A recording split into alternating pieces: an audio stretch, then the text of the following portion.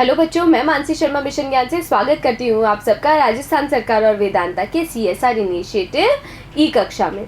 हमारा जो चैप्टर चल रहा है उसका नाम है अ हीरो। और हमने क्या जाना कि पिताजी ज़बरदस्ती स्वामी को ले गए हैं अपने ऑफिस वाले कमरे में ताकि स्वामी अपनी हिम्मत दिखाए और अब से अकेला सोना शुरू करे। तो जानते हैं कि उस ऑफिस वाले कमरे में क्या क्या घटनाएं होंगी स्वामी के साथ। करते हैं इस भाग की शुरुआत। I don't think so, father said, and Swami slunk behind him with bowed head. तो जब स्वामी के पिताजी उसको लेकर ऑफिस वाले कमरे में जा रहे थे तो स्वामी ने अपनी माता को देखा और देख के इस तरीके से देखा जैसे वो एक विनती कर रहा हो, एक निवेदन कर रहा हो। और इसी कारण से माता ने बोला कि आप इसको ऑफिस वाले कमरे में क्यों ले जा रहे हो, ये इस हॉल में भी सो सकता है। तो पिताजी ने बोला आई डोंट थिंक सो, मुझे ऐसा नहीं लगता। एंड स्वामी स्लंक यानी कि स्वामी चला गया पिताजी के पीछे, बिहाइंड हिम यानी कि पिताजी के पीछे चला गया विद बाउड हेड, झुके हुए सर के साथ। Let me sleep in the hall father, Swami pleaded. तो फिर स्वामी ने प्लीड किया, निवेदन किया, विनती की अपने पिताजी से कि पिताजी मुझे हॉल में सोने दीजिए। Your office room is very dusty, आपका जो ऑफिस वाला कमरा है वो बहुत ज़्यादा डस्टी है यानी कि धूसरित है। And there may be scorpions behind your law books, और आपकी वकालत की किताबों के पीछे स्कॉर्पियंस यानी कि बिच्छू हो सकते हैं। There are no scorpions little fellow, पिताजी ने क्या बोला कि कोई भी बिच्छू नहीं है। लिटिल फेलो यानी फेलो का मतलब क्या होता है, व्यक्ति। Sleep on the bench if you like, तुम्हारी अगर इच्छा है तो बेंच के ऊपर सो जाना। Can I have a lamp burning in the room, तो स्वामी ने फिर पूछा क्या मेरे कमरे में एक लैम्प में जला के रख सकता हूँ। No you must learn not to be afraid of darkness, तो पिताजी ने क्या बोला कि नहीं, तुम्हें लर्न करना होगा, सीखना होगा कि किस तरीके से अफ्रेड यानी कि भयभीत नहीं होते डार्कनेस से, अंधेरे से।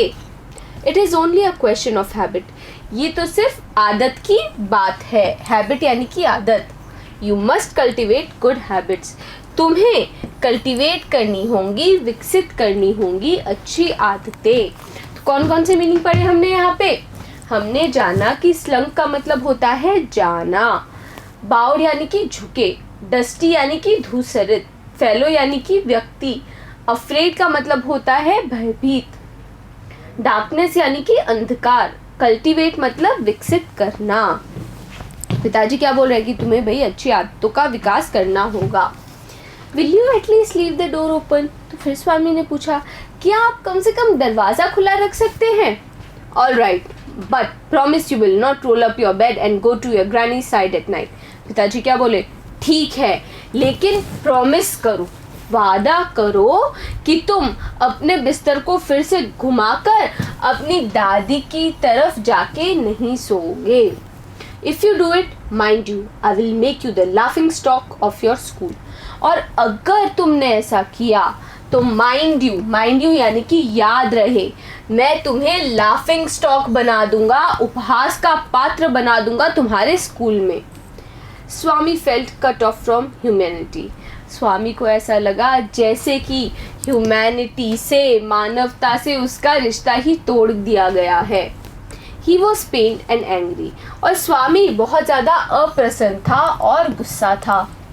He did not like the strain of cruelty he saw in his father's nature, और स्वामी को अच्छा नहीं लगा अपने पिता के स्वभाव में ये जो क्रुएलिटी है, क्रुएलिटी यानी कि क्रूरता का ये जो डोर देखकर, स्ट्रेन ऑफ क्रुएलिटी का मतलब क्या है कि भाई अंश देखकर क्रूरता का अपने पिता के स्वभाव में।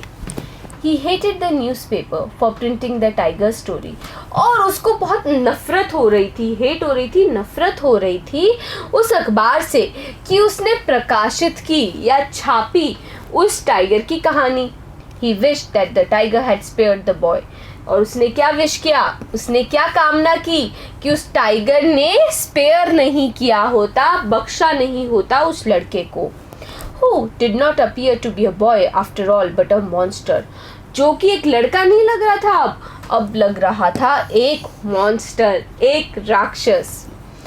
As the night advanced and the silence in the house deepened, जैसे जैसे रात बढ़ी, एडवांस हुई मतलब बढ़ी, और साइलेंस यानी कि शांति गहराती गई।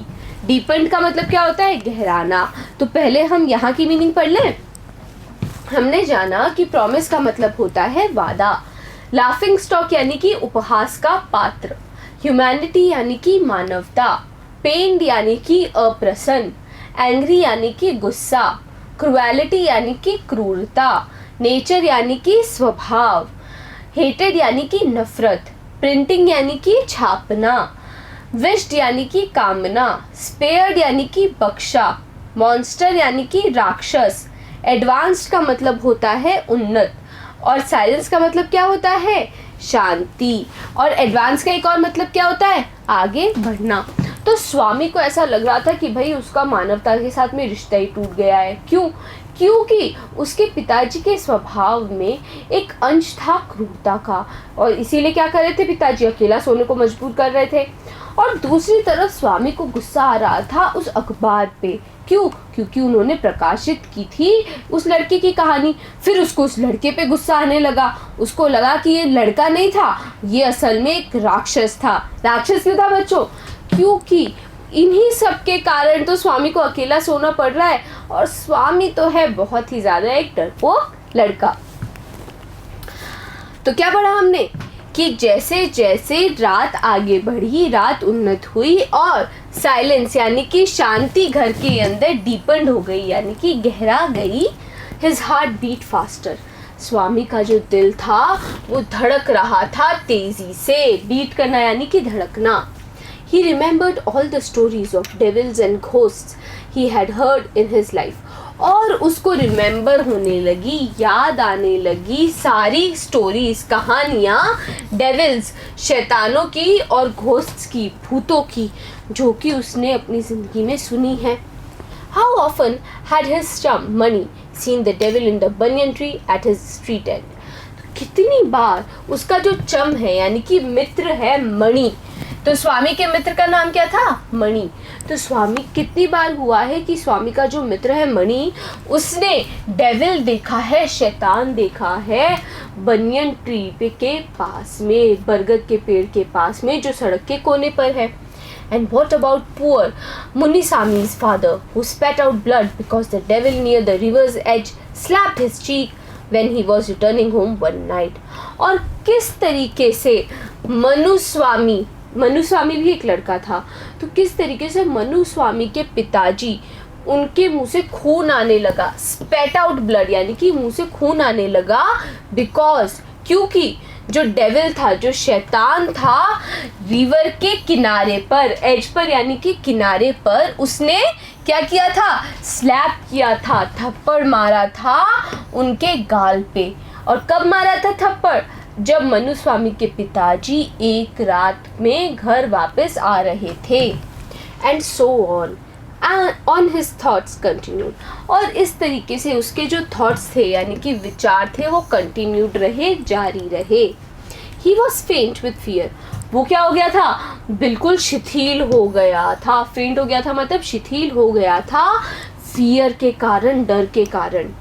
अ ray of light from the street lamp strayed in and cast shadows on the wall. तो जो सड़क में जो लैंप लगा हुआ था उससे क्या आ रही थी? रोशनी की एक किरण आ रही थी। वो क्या कर रही थी? स्ट्रेड इन कर रही थी, मतलब वो अंदर आ रही थी। एंड कास्ट शैडोज, और वो कास्ट कर रही थी, बना रही थी या डाल रही थी शैडोज, परछाइयाँ दीवार के ऊपर। Through the stillness all kinds of noises reached his years. तो स्टिलनेस के कारण यानी ये जो बिल्कुल शांति थी उसके कारण हर तरह की नॉइजेस, क्या हो रहा था उन नॉइजेस के साथ वो तो अपन जानते हैं, लेकिन पहले मीनिंग्स याद कर लें। तो देखो, डीपेंड का मतलब क्या होता है? गहरा।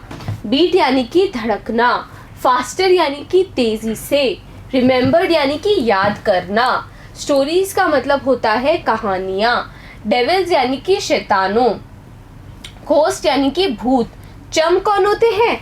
मित्र या फिर दोस्त, एज यानी कि किनारा, स्लैब यानी कि तमाचा मारना, कंटिन्यूड का मतलब होता है जारी रहना, फेंट यानी कि शिथिल होना, फियर का मतलब होता है डर, स्ट्रेड इन यानी कि अंदर आना, कास्ट यानी कि डाली, शैडोज का मतलब क्या होता है, परछाई, स्टिलनेस का मतलब होता है शांति, और नॉइजेस का मतलब क्या होता है, आवाजें। तो ये जो शांति थी उसमें हर तरह की आवाज रीच्ड हिज ईयर्स, वो पड़ रही थी उसके कानों में। कौन कौन सी आवाज, ticking of the clock, ticking यानी कि जो टिक टिक की आवाज होती है वो, तो क्लॉक की यानी कि घड़ी की जो टिक टिक की आवाज थी वो स्वामी के कानों में आ रही थी। रसल ऑफ द ट्रीज, जो पेड़ों की जो रसल थी यानी कि सरसराहट थी उसकी आवाज आ रही थी। स्नोरिंग साउंड, स्नोरिंग यानी कि खर्राटों की आवाजें आ रही थी। एंड सम वेग नाइट इंसेक्ट हमिंग, और एक अस्पष्ट रात का कीड़ा, इंसेक्ट यानी रात का कीड़ा, हमिंग करते हुए, गुंजन करते हुए, ये आवाज भी स्वामी के कानों में पड़ रही थी। He covered himself with the blanket as if it were an armor. तो स्वामी ने खुद को ढक लिया उस कंबल से जैसे कि वो कंबल एक आर्मर हो, एक कवच हो। Covered himself so completely, और इस तरीके से खुद को कवर कर लिया, ढक लिया completely, पूर्ण रूप से, that कि he could hardly breathe, वो मुश्किल से, हार्डली यानी कि मुश्किल से ब्रीथ कर सकता था, सांस ले पा रहा था। Every moment he expected the devils to come up and clutch his throat और कैरी हिम अवे, और हर क्षण, एवरी मोमेंट यानी कि हर क्षण वो एक्सपेक्ट कर रहा था, उम्मीद कर रहा था कि शैतान, डेविल्स यानी कि शैतान अब आएंगे, उसका थ्रोट यानी कि गला क्लच कर लेंगे, पकड़ लेंगे, और कैरी हिम अवे, और उसको ले जाएंगे। There was the instant of his old friend in the 4th class. एक घटना हुई थी, इंस्टेंस हुआ था मतलब एक घटना हुई थी उसके एक पुराने मित्र के साथ में जब वो 4th कक्षा में था। Who suddenly disappeared, जो कि सडनली यानी कि अचानक से डिसअपियर हो गया, गायब हो गया। And was said to have been carried off by a ghost to Siam और नेपाल, और ऐसा बोला जाता है कि वो जो उसका मित्र था स्वामी का, उसको जो एक भूत था वो ले गया था सियाम या फिर नेपाल, एक जगह है ये नेपाल में, वहाँ पे ले गया, या तो भूत या फिर एक सियाम, एक दूसरी जगह है, एक दूसरा स्थान है, वहाँ पे ले गया। तो यहाँ पे हमने कौन कौन से मीनिंग पढ़े बच्चों, टिकिंग यानी कि टिक टिक की आवाज़, रसल यानी कि सरसराहट, स्नोरिंग यानी कि खर्राटे, वेग का मतलब होता है अस्पष्ट, हमिंग का मतलब होता है गुंजन, आर्मर यानी कि कवच, कवर्ड यानी कि आवृत, कंप्लीटली यानी कि पूर्ण रूप से, हार्डली यानी मुश्किल से, ब्रीथ यानी कि सांस, एक्सपेक्टेड मतलब अपेक्षित या फिर उम्मीद, क्लच यानी कि पकड़ लेना, थ्रोट का मतलब क्या होता है, आपका गला या गर्दन, इंस्टेंस यानी कि घटना, सडनली मतलब अचानक, और डिसअपियर होना मतलब गायब हो जाना। तो स्वामी को इतनी सारी आवाज़ें आ रही थी, उसको लग रहा था कि किसी भी पल शैतान आएगा, उसका गले से उसको पकड़ेगा और ले जाएगा। क्यों लग रहा था, क्योंकि उसके एक पुराने मित्र के साथ ऐसा ही कुछ हुआ था, वो अचानक से गायब हो गया था, और ये बोला जा रहा था कि उस लड़के को ले गया है कोई भूत, सियाम या फिर नेपाल। तो बच्चों मज़ेदार लग रही होगी ये कहानी आपको। स्वामी के डर के बारे में हम बहुत सारी चीज़ें जान चुके हैं। स्वामी बनता तो कैसा है कि उसमें बहुत हिम्मत है, पर असल में ऐसी बात नहीं है। अब मिलेंगे अगले भाग में, आगे की कहानी में कुछ और मज़ेदार होने वाला है स्वामी के साथ, उसको शायद से एक भूत दिखने वाला है। जानना चाहेंगे ना कि स्वामी के साथ आगे क्या हुआ? बने रहिएगा मेरे साथ, मिलते हैं अगले वीडियो में।